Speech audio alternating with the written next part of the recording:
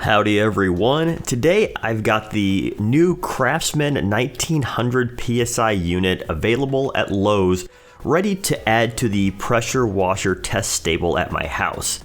This is a lower priced unit coming in at approximately $150, but as we've seen in previous videos, price is not a great predictor of performance. The manufacturer advertises this unit as suitable for automotive, decking, fence, concrete, and masonry applications. And of course, if you really want to one-up your coworkers at the office Christmas party, go ahead and join the Craftsman Club. As per usual, we're going to perform a real quick unbox, get her put together, run some performance tests, and then give it a workout on some long-ignored chores. So let's get to it. First out is the plastic bayonet style wand extension. Typically at this price point we start seeing these made of stainless steel. Next out is our accessory bracket and wire hose hanger. This will be installed on the frame in a couple of minutes. We've then got some assembly hardware and the often yet incorrectly ignored instruction manual. This is followed by the very light feeling spray gun that doesn't appear to contain much metal aside from the hose connection threads. The included hose is decent. It's braided with a vinyl sheathing that I assume exists to help with abrasion resistance. Next out is the steel handle.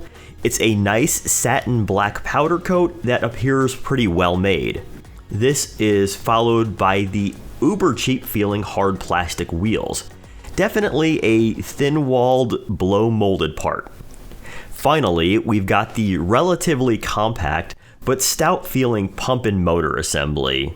All in all, a nicely put together kit considering the price, with the exception of those wheels, which in my opinion they went a little too low budget on. Nevertheless, install starts with them. They're attached using a simple 5/8-ish axle held in place with a cotter pin. The handle snaps into place using two spring-loaded retention clips. The accessory bracket first slides into position by pressing the plastic studs into their corresponding holes on the frame and then securing with several Phillips head screws. Just a word of caution here, we're driving metal threads into plastic, so be sure not to over tighten.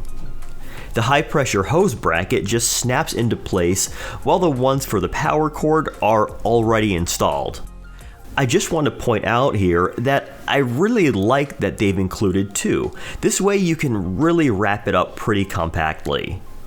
Finally, the spray gun is stored via a clever little rail and slot setup that works well but doesn't feel particularly robust. Before moving on, let's take just a moment to talk about this unit's warranty. Craftsman claims 3 years, but as we've discovered in previous pressure washer reviews, the devil is in the details on these things. They're definitely not all created equal. The warranty, as stated, doesn't specifically exclude accessories as some others do, but nor do they specifically include them. No mention of shipping charges either. I've been trying to keep track of each manufacturer's policy here. This is a Google sheet I'll link to below. It's got some other comparative test data on it as well. When I went to Craftsman's website for clarification, they direct you to a third party for service. This provider then has no record of the product.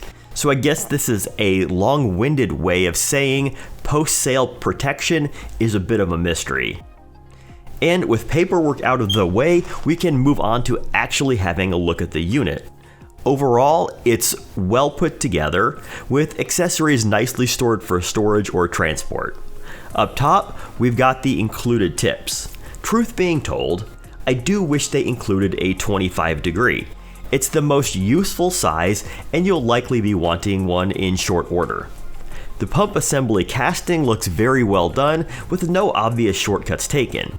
Furthermore, everything is bolted together using nice Allen head fasteners. The only downside I see here is the use of aluminum fittings. Many competitors use brass. Not too big of a deal though.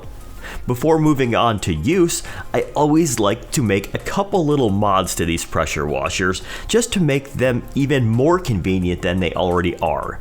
Here I'm fitting a 1/4 inch valve on the soap line. I don't know why manufacturers don't do this. As set up from the factory, the soap reservoir dispenses way too fast. This allows one to dial in the soap to water ratio to fit personal preferences. Install just takes a second. Cut away some line, use my heat gun to soften the plastic, and then slip into place. I've also gone ahead and purchased some aftermarket quick connects for this unit. It's built using industry standard M22-14 size fittings. I bought this kit from Amazon and it makes setup or breakdown a ton faster. Doing things like swapping guns during a car wash is quick and effortless. I'll place a link below to the exact set I'm using. It's an affiliate link for which this channel will earn a small commission. Use is greatly appreciated.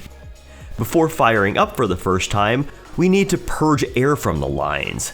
The manufacturer recommends 30 seconds, and from my experience with this product, that's not too far off. It seems like whatever pump they used is a little more sensitive than competitors, at least when it comes to things other than running water through them. Turning it on for the first time, and we see a little bit of that.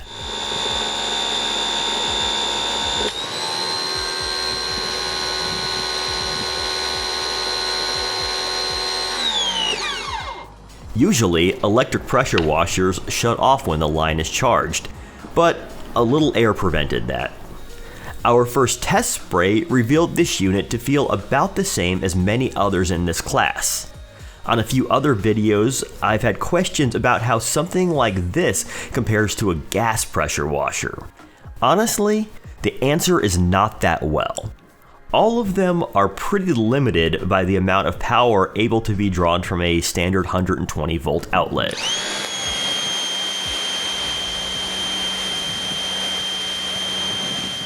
At full tilt, the unit draws about 13.25 amps. At 120 volts, that's 1600 watts or a little over 2 horsepower. That said, they do work very well for around the house type tasks. Here's one of my favorites. I'm going to be using my Craftsman 1900 PSI unit as a car floor mat deep cleaner. Step 1 is to vacuum up what we can: dirt, dog hair, crumbs, etc. Step 2 is to add some detergent to our onboard dispenser. I like to use Simple Green because it's supposedly biodegradable, and thus I don't feel too bad letting it run off into the yard. Step 3 is to use our power soaper and really soak those mats. I like to let them sit for a few minutes. Finally, we rinse clean with a little high pressure action. Here I'm using a 25-degree tip. It doesn't really come across on camera, but the water initially comes out a grayish brown. To me, that indicates the tool is doing its job. After drying, I'd say they look almost new, so score 1 for the Craftsman. Next up, I want to take some pressure at the gun readings. I've standardized this test and now use a 15 and 40-degree tip, starting with the wider one. I honestly don't like this size. It puts out a decent amount of water, but at the expense of greatly reduced pressure. Here I'm showing 500 PSI, which is right in line with other universal motor powered pressure washers, aside from the surprisingly powerful Westinghouse EPX 3000.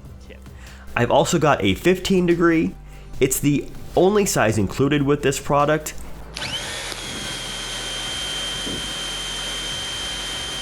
Here I'm reading 1750 PSI, which is just slightly below average.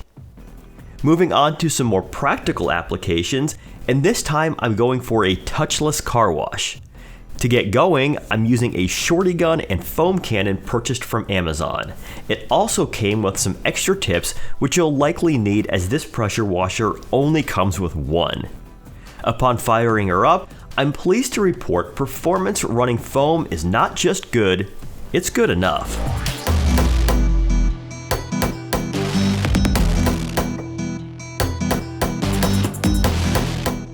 After a brief soak, it's time to pressure wash off. Here, I'm using a 25-degree tip.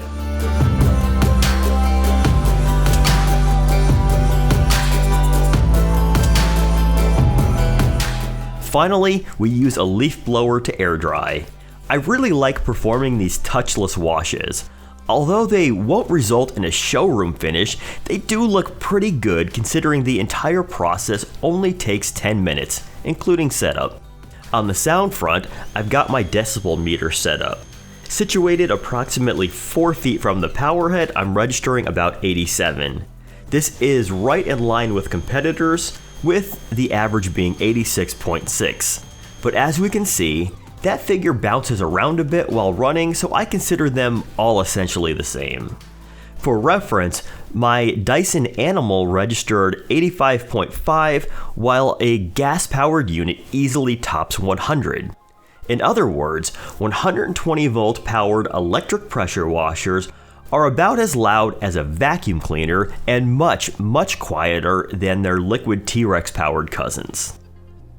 The last thing I wanted to show you guys was a little cleanup of my rear deck steps that included some cedar that's been destroyed by the Seattle winter and its concrete footer. I'm first going to give it a go using a 25-degree tip. You've got to be really careful here. In my opinion, the included 15-degree tip is a bit too aggressive for soft wood. Cleaning decking or fencing with a pressure washer is a bit of a balancing act. Keep the nozzle too far away and you won't get to the dirt, mildew, or whatever else you're trying to remove. Get it too close and you'll start tearing up the wood or removing paint, like I've managed to do a bit of here. And this is what things looked like when I was done with half. I made some good progress on the vertical painted surfaces. The concrete looks great as I was able to get near point blank without risk of damaging it. However, the horizontal wood itself didn't show a ton of improvement. Even after drying, they still looked pretty dingy. This meant I had to move on to chemical warfare. I purchased this product, Simple Green Oxy Deck and Fence Cleaner, based on some great online reviews. This means we get another opportunity to give our onboard soaper a go. After filling the tank, I then used that valve we installed earlier to allow me to wet the steps using only water as required by the product's directions. We then engaged the detergent, re-soaked the wood, and waited 5 minutes.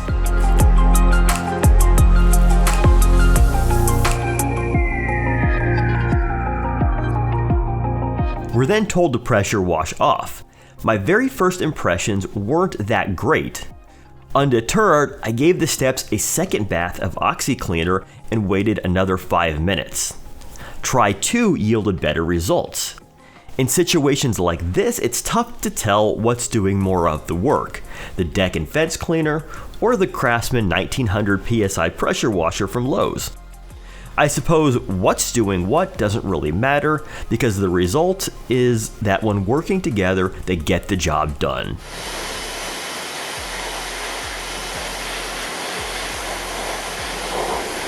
Here they are almost dried. I probably wouldn't go on record claiming it's any type of miracle product, but it would definitely pass for government work. Overall, I think this is a nice unit. While you could certainly spend more, you'd mostly be paying for higher quality accessories and/or a quieter induction motor. Power on these little electric pressure washers is limited generally by the outlet more than anything else. Okay, that will about do her for today. Take care.